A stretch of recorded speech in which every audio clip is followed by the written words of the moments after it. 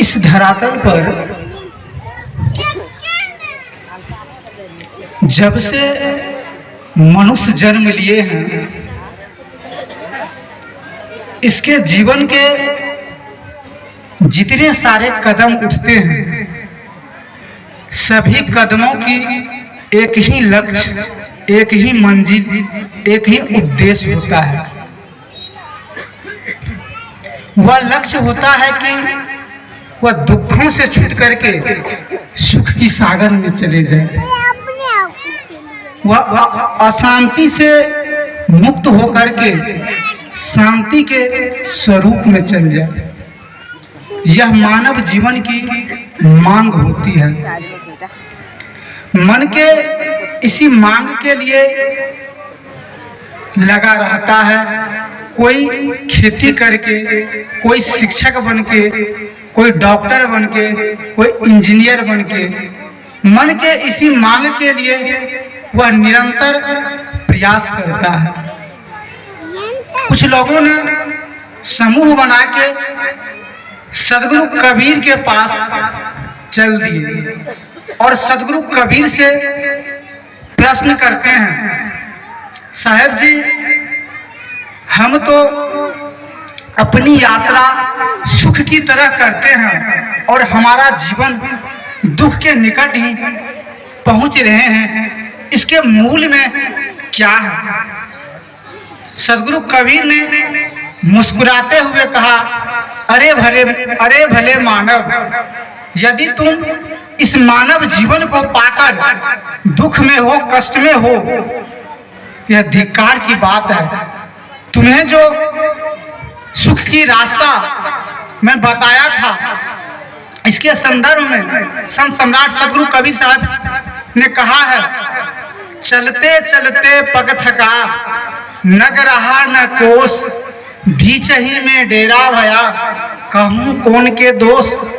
बंधुओं, इस दुखों का कारण मनुष्य खुद अपने आप जिम्मेदार है, क्योंकि इंग्लिश के वैज्ञानिक ने कहा है, mind is born but think where every in change. इस धरती पर मनुष्य स्वतंत्र होकर जन्म लेता है, लेकिन वह अनेक बंधनों में जकड़ जाता है। ये सारे भवबंधन सिर्फ मनुष्य श्रेणी ही सर्वश्रेष्ठ है। इसी भवबंधन को काटने के लिए यह मानव जीवन हम लोगों को मिला है। मानव का जीवन सुख के स्रोत से जुड़ा हुआ जीवन है। मानव का जीवन शांति के स्रोत से जुड़ा हुआ जीवन है। फिर भी मनुष्य दुख में है, कष्ट में है, उलझन में है। इसलिए एक शायर ने कहा है, फूल को देखो तो हंसता और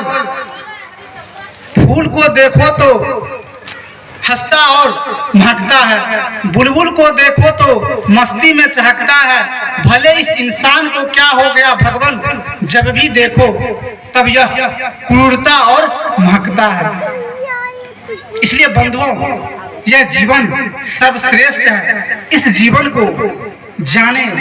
यह मानव जीवन यह बार बार मिलने वाला नहीं है। याद कीजिए संत सम्राट सदगुरु कबीर साहब का प्रसिद्ध अमर वाणी क्या है, आए हैं सो जाएंगे, राजा रंग फकीर, एक सिंहासन चढ़ चले, एक बंधे जात जंजीर।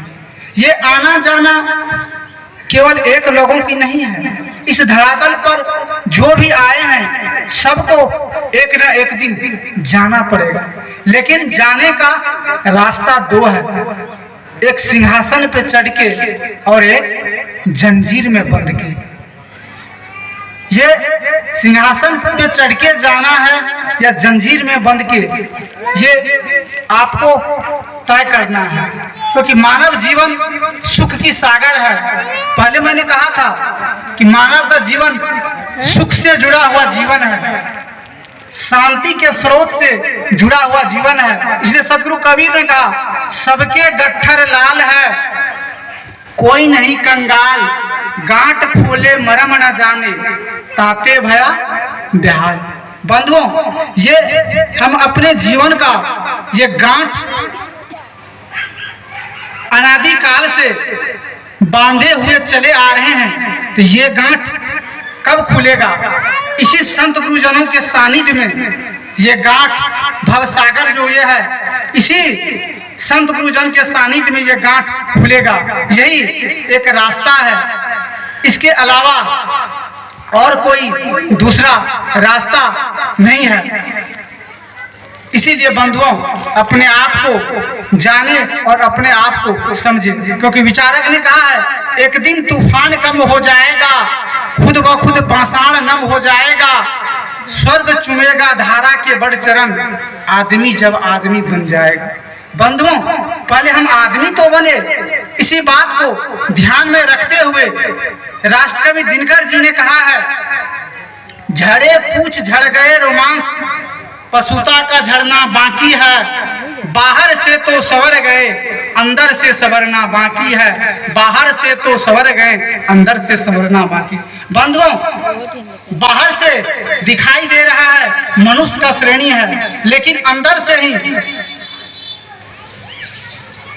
कल छपट चल रहा है, दुर्बुद्धि चल रही है।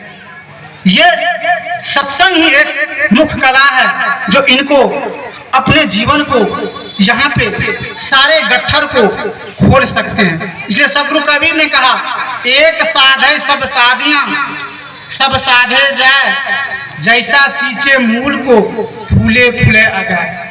एक मन को वश कर लेने से पूरा संसार अपने आप बस में हो जाएगा। लेकिन कोई व्यक्ति प्रयास करेगा कि मन को बस में करके फिर संसार को मन में संसार को अपनी बस में करेंगे, उस व्यक्ति का मन इस संसार से भटक जाएगा। जिस प्रकार हम लोग पेड़ के मूल में पानी डालने से उनका पूरा हरा भराई दिखाई देता है, यदि हम लोग उसी प्रकार अपने मन को वश कर ले तो पूरा संसार अपने आप बस में हो जाएगा।